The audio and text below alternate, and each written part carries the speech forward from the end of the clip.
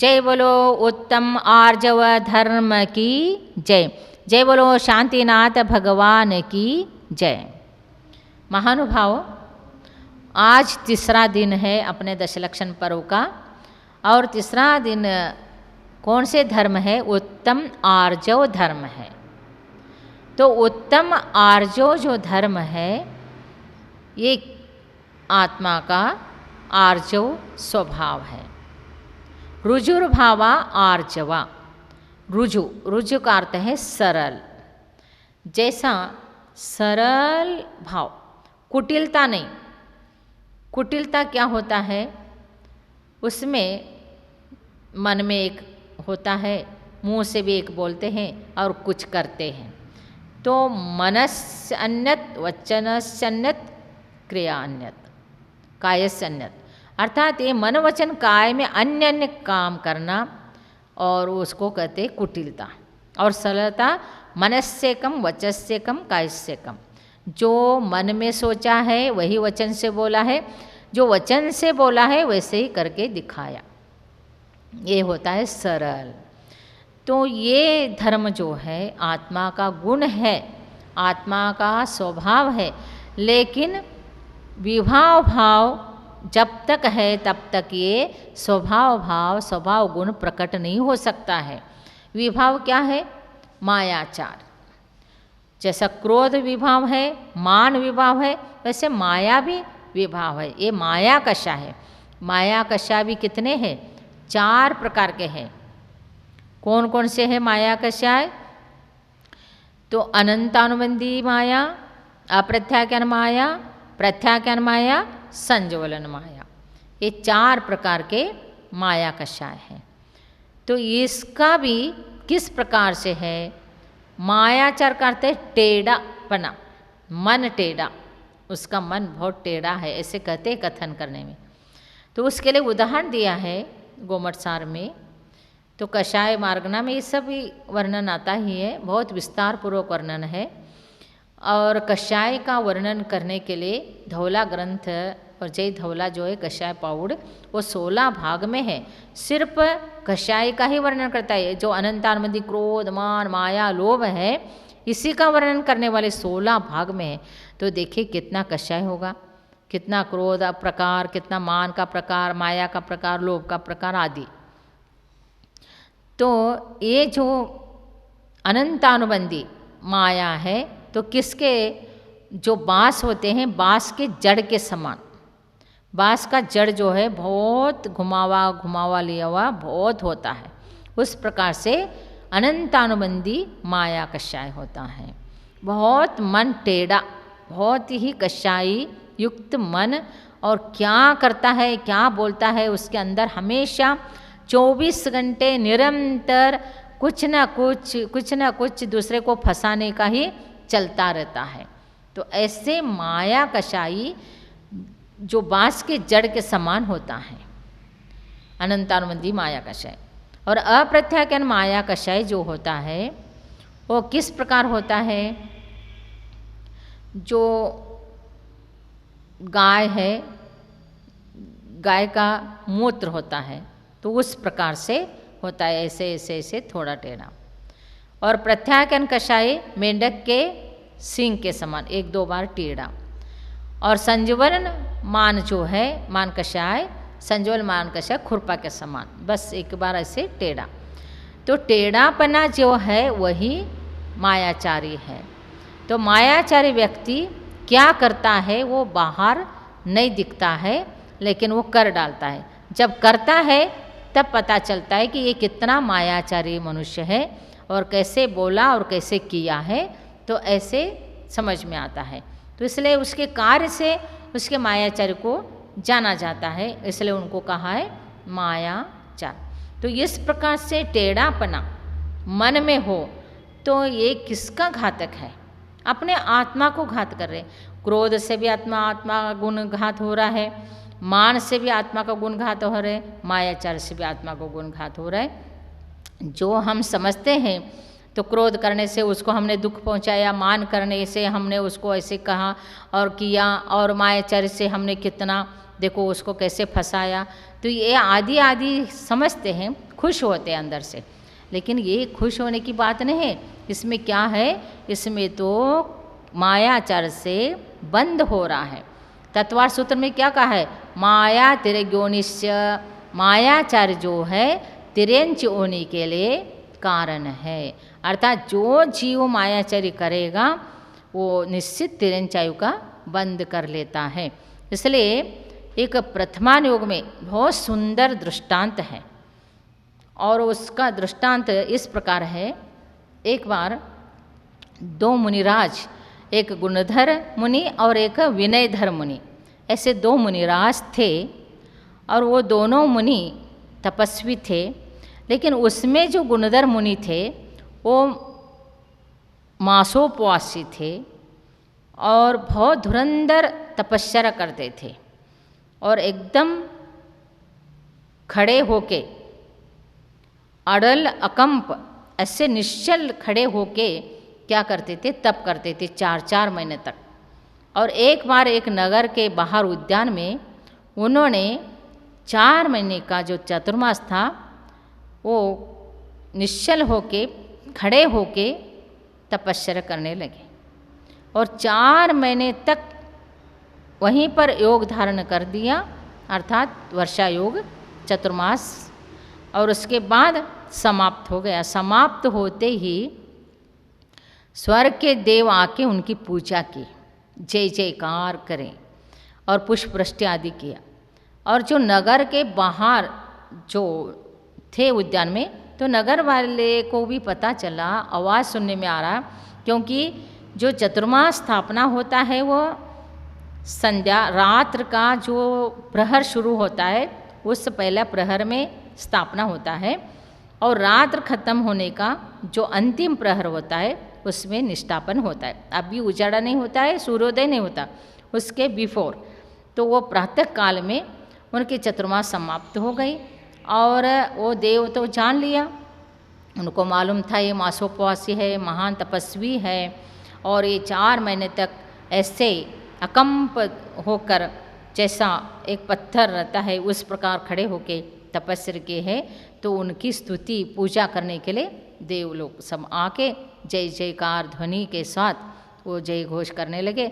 जय जयकार की ध्वनि सारे नगर में सब चारों ओर गूंज उठा, और जैसे ही ये ध्वनि सुनने में आ रहे और पुष्प वृष्टि की थी, वो उस पुष्प से जो सुगंधित जो निकल रहे थे वो सभी जगह पता चल गया, चारों ओर फैल गया वो सुगंध। तो उससे एक दूसरे नगर के लोग पूछते हैं ये क्या हो रहा है, ये कहाँ से आवाज़ आ रहे हैं। तो फिर एक ने बताया कि ऐसे ऐसे उद्यान में मुनिराज योग धारण किए थे और तपस्या महातपस्वी मासोपवासी, और उनका ऐसे ऐसे चतुर्मास हुआ, और ये सब बताया। तो उनको लगा कि स्वर्ग के देव आके इनकी पूजा कर रहे हैं, तो हम यहीं पर नगरवासी है और नगर के लोग हैं, हमको पता ही नहीं, हम भी जाए। तो प्रातःकाल जैसे ही एकदम अर्ली इन द मॉर्निंग हो जाएगा तो वैसे जाएंगे सोच के तैयार करके। प्रातःकाल वो सब लोग राजा को भी लेके आ गए, राजा तक भी पता चल गया। जैसे ही आए तो इनके आने के पहला ही वो मुनिराज वहाँ से विहार कर चुके थे, और जो दूसरे विनयधर थे वो मासोपवासी नहीं थे, ऐसे ही सामान्य तप करते थे। ठीक उसी जगह में वो विनयधर मुनि आके खड़े हो गए और गुणधर मुनि चले गए। और ये चलने के बाद उनको किसी को पता ही नहीं कि ये जो गुणधर मुनि ही महातपस्वी थे और योग धारण करके यहाँ खड़े थे। तो उनको लगा यही मुनि है, यही 4 महीने से ऐसे योग धारणा करके खड़े हैं, ऐसे समझ के उनके गुणगान करने लगे, स्तुति करने लगे, पूजा करने लगे। और बहुत स्वामी कितना महातपस्वी हो, कितना कठिन तपस्या करते हैं, मासा उपवासी हो, आदि आदि स्तुति करने लगे। उस टाइम में मुनि के मन में तो ये बात आ रही थी, वो सोच रहे थे कि मैं तो मासोपवासी नहीं हूँ, मैं जो 4 महीने तक एक जगह एक धारण किया हुआ नहीं हूँ, फिर भी यदि मैं ये सच्चाई प्रकट करता हूँ तो मेरी पूजा नहीं होगी, और कैसे सोचेंगे ये लोग। इसलिए वो चुप रह के उस प्रकार से स्तुति करा के वो रहे वैसे, और वो लोग सब स्तुति आदि करके वहाँ से चले गए। लेकिन जब चले गए, लेकिन इस प्रकार के एक संजवल कषा युक्त या संजवल मायाचारी से युक्त छोटा सा एक मायाचारी इनको कहाँ, तो इनके आयु पूरा होने के बाद तो देव बन ही गए, लेकिन वहाँ से इनको तिर्यंच बनना पड़ा। वो मायाचारी का फल मुनि थे, और ऐसे भावलिंगी संत होते हुए भी देव में वहाँ देव पर रह गए, अर्थात देव पर्याय में जाके फिर इन्होंने तो पहला ही क्या थे, क्योंकि सम्यक तो से च्युत हो जाते, जब तक सम्यक तो होता है तो भावलिंगी होते, फिर सम्यक तो से च्युत हो गया तो क्या होता है, फिर वो कहीं भी फिर जन्म ले सकते हैं। फिर ऐसे ही देव पर्याय तो तपस्वी थे, इसलिए देव पर्याय को प्राप्त हो गया, और वहाँ से ये जो मायाचार का फल है ये तिर्यंच हाथी बन गए, त्रिलोक मंडल नाम का हाथी बन गए। और हाथी बन के जंगल में हाथी बन के रहे, और एक दिन क्या किया, वो हाथी मदोन्मत्त होके सब नगर में सब चीज़ें अस्त व्यस्त आदि करते हुए, खम्भे पेड़ आदि उखाड़ते वो जो है वहीं पर नगर में, जहाँ पर ये जंगल में जन्म लिए थे, उसके नगर के वो जंगल के पास में नदी में राम के भाई भरत, सीता आदि के साथ, विशल्या आदि इन सभी के साथ वो क्या करने आए थे, स्नान करने आए थे, जल क्रीड़ा करने आए थे। तो वो हाथी जो है ऐसे मदनमत होके वहाँ भागते भागते वो नदी के पास पहुँच गया। नदी के पास पहुँचने के बाद वो भरत को देख लिया उस हाथी ने। जैसे ही भरत को हाथी ने देखा वैसा ही उसको जातिस्मरण हो गया, और जातिस्मरण होके वो पूर्व भाव को सब समझ लिया। जातिस्मरण क्या होता है, पूर्व भाव का सारे बातें समझ में आती है, सब दिखता है, सब ज्ञान में आता है, लेकिन भविष्य का नहीं। अवधि ज्ञान में क्या होता है, भूत का भी, वर्तमान का भी, भविष्य का भी, तीनों का मूर्तिक वस्तु का ज्ञान होता है। तो जातिस्मरण से उन्होंने जान लिया, ओहो मैं और ये दोनों क्या थे, मुनि थे, और ये गुणधर मुनि, मैं विनयधर मुनि, और ये महातपस्वी मासोपवासी योग धारण किए, और इनके स्वर्ग के देवों ने पूजा किया। उसके बाद ये विहार करके चले गए, नगरवासी देवों ने मेरे को ही वो समझ के पूजा की, और मैं सच्चाई को प्रकट नहीं कर पाया, तो उतना देर के लिए जो मायाचर्य किया था मैंने, उसका फल मुझे नेक्स्ट भाव में तिर्यंच होके जन्म लेना पड़ा। ऐसे उनको पश्चाताप हो गया, और जाति स्मरण से सब जानने के बाद पश्चाताप होके वहीं पर उस भरत के सामने ही अनुव्रत धारण करके सब त्याग कर दिया, और उसके बाद उनकी गति सुधर गई, फिर वो अच्छा सुगति भी प्राप्त कर लिया। तो कहने का तात्पर्य, महानुभाव ऐसे मुनि अवस्था में भी थोड़ा सा स्लाइट मायाचर करने से कितना तिर्यंच गति को प्राप्त होना पड़ा, और ऐसे ग्रस्त अवस्था में और सामान्य लोग कितने मायाचारी करते हैं, कितने स्त्रियां भी होते हैं, बहुत से पुरुष भी होते हैं, जैसा व्यापार करने वाले होते हैं उसमें मायाचारी करते हैं, मिलावट करके बेच देते हैं, तो वो मायाचारी है। वो बोलेंगे ये सच्चा है, अच्छा है, और ये क्वालिटी का है कहेंगे, और फिर सब प्रमाण भी देंगे उसके साथ, लेकिन वो खोटा ही होता है, तो वो भी मायाचारी है। और स्त्रियां भी होती हैं तो घर गृहस्थी चलाती हैं, तो जितना भी चीज़ उनके पास हो तो भी नहीं है कह के और मांगती है, वो भी मायाचारी है। तो सब प्रकार से मायाचारी तो बहुत प्रकार से किया जाता है, लेकिन जो है जैसा है वैसा ही कहो, वैसा ही करो तो सच्चा है। और मायाचारी करने से क्या होता है, तिर्यंच गति का बंद होता है, तिर्यंच आयु का बंद होता है, और तिर्यंच आयु का बंद हो गया तो तिर्यंच आना ही, अर्थात तिर्यंच होना ही पड़ता है। और आपको मालूम है तिर्यंच में जो मायाचरी है उसका फल है, तो कितना दुख भोग रहे तिर्यंच, तिर्यंच को कितने बांध के रखते हैं, कितना भार उठाना पड़ता है, खाने को समय से मिलता नहीं, पीने को समय से मिलता नहीं, कैसे कैसे नीच जाति के ऐसे तिरंज हो के जन्म लेते हैं, कितना गंदा में भटकते भटकते रहते हैं। तो महानुभाव, तो इसलिए मायाचार्य नहीं करने का, चाहे अनंतानुबंधी हो, अप्रत्याख्यान हो, प्रत्याख्यान हो, संजीवन हो, कोई भी मायाचार नहीं करना। और मायाचार जो है आत्मा का विभाव भाव है, कर्म का बंध का कारण है। इस मायाचार से भी नरक, तिर्यंच, मनुष्य और देव, इस प्रकार जैसा कषय का क्रम है वैसे ही ये जीव होता है। इसलिए अपने यहाँ संसार में, अपने यहाँ जो शास्त्र में है, कहाँ है कि संसार में रहते हुए भी अपने को सरलता से रहना चाहिए। और जैसा लक्ष्मण थे और राम थे, राम के अंदर कोई मायाचार नहीं, रावण के अंदर, लक्ष्मण के अंदर मायाचार। और श्री कृष्ण महाराज ने भी कितना मायाचार किया, नरोवा कुंजरोवा, ऐसे युद्ध में घोषणा कर दिया। तो किसी को पता नहीं अश्वत्थामा हता है, नरोवा कुंजरोवा, क्योंकि अश्वत्थाम नाम जो है हाथी का भी था, अश्वत्थाम नाम उनका बेटा का भी था।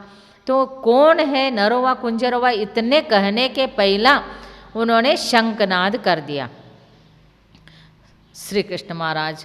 तो ये जो कह दिया, तो इससे क्या होता है, मायाचार होता है। तो मायाचार का फल क्या है, कहाँ गति में जाना पड़ता है, ये आपको मालूम है। तो इसलिए मायाचार करके कोई सुखोपभोग को प्राप्त करना नहीं, कोई वैभव को बढ़ाना नहीं, कोई पैसा को बढ़ाना नहीं, कोई श्रीमंत नहीं होना, किसी से अच्छा कह के लेना नहीं। अपने अंतरंग में मालूम होना चाहिए कि मैं मायाचार कर रहा हूँ, झूठ बोल रहा हूँ, मैं कषाय कर रहा हूँ, मान कर रहा हूँ, क्रोध कर रहा हूँ, ये। और बहुत से लोगों को देखा जाता है ये धर्म में आकर, धर्म के स्थान में इनके सब क्रोध, मान, माया सब दिखाई देता है। तो इसलिए महानुभाव मायाचारी करना छोड़ देना चाहिए और मार्दव धर्म को अपनाना चाहिए। मार्दव धर्म से ही हमारा कल्याण है, हमारे ख्याति है और हमारे को इहलोक परलोक में सुख है। उससे ही कर्मों का निर्जर होकर पुण्यों का आश्रय, पुण्य का आश्रय होता है। इसलिए मायाचार को छोड़ के उत्तम आर्जव धर्म को प्राप्त करें। जय बोलो आर्जव धर्म की जय।